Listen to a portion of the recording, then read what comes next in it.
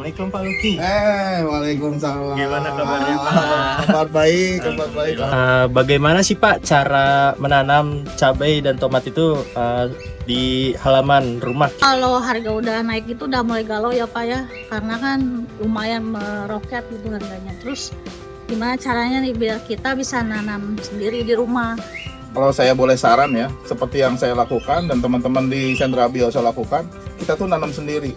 Kita tuh bisa merubah sampah menjadi pupuk, kemudian menjadi media tanam. Kemudian kita bisa nanam segala macam di situ. Ini ya sampah yang tadi lapis-lapis itu ada 3 lapis, kemudian disemprot sama pupuk yang juga aktivator itu akan berubah dalam waktu 18 hari menjadi pupuk organik gitu. Nah, ini dengan media tanam ini ada 2 hal yang kita selesaikan. Sampahnya habis, pupuk kita punya. Ini adalah raised bed. Jadi tadi yang kita buat tadi, si media tanam tadi, si kompos tadi itu masuk ke dalam. Di dalamnya ini sebetulnya masuk lagi ini ke dalam 1 meter.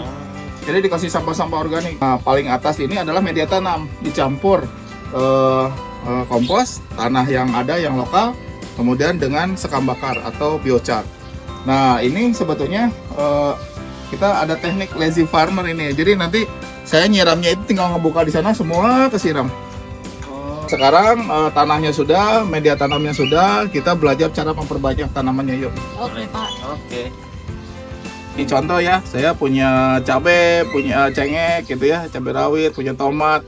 Ini bibit-bibit yang terbaik itu sebetulnya ada di sepertiga bagian ini nih.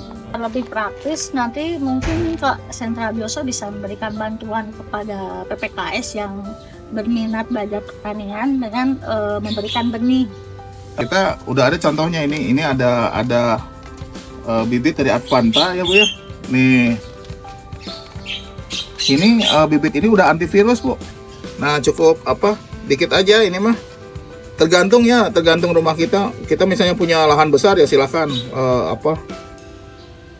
tanamnya banyak. Kalau di sini saya sarankan ya paling 5 pohon lah gitu paling banyak.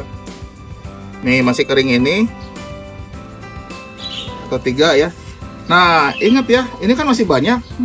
Ini tuh nggak boleh kena ini Udara masuknya. Dia sebetulnya unlimited ini waktunya, nggak expire lebih dari 2 tahun. Nah ini kemudian di staples masukin ke kulkas bagian bawah, bukan yang bagian freezer, bagian chillernya simpen ya, masukin dalam toples, tulisin bibit gitu, dibibis imbibisi ya, proses imbibisi. Kita tungguin sampai 15 menit sampai 2 jam, biarkan dia nyedot dulu air. Jadi ini habis yang direndam tadi ya, udah 2 jam, yuk kita tanam aja di sini. Jadi saya lagi bikin lubang nih, dalamnya hanya paling 5 cm.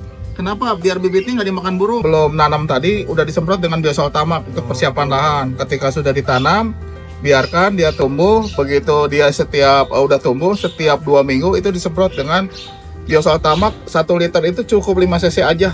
Jadi nggak terlalu kental gitu ya. Oke, intinya gini lah, berkebun itu sebetulnya harus dinikmatin ya. Kalau udah menikmatin, kita juga sebetulnya kalau buat saya ini ya, dan saya yakin banyak orang akan jadi tempat hiburan lah, stress reliever gitu ya, ngobatin stres, apalagi ketika udah jadi panen gitu ya, wah bahagia banget.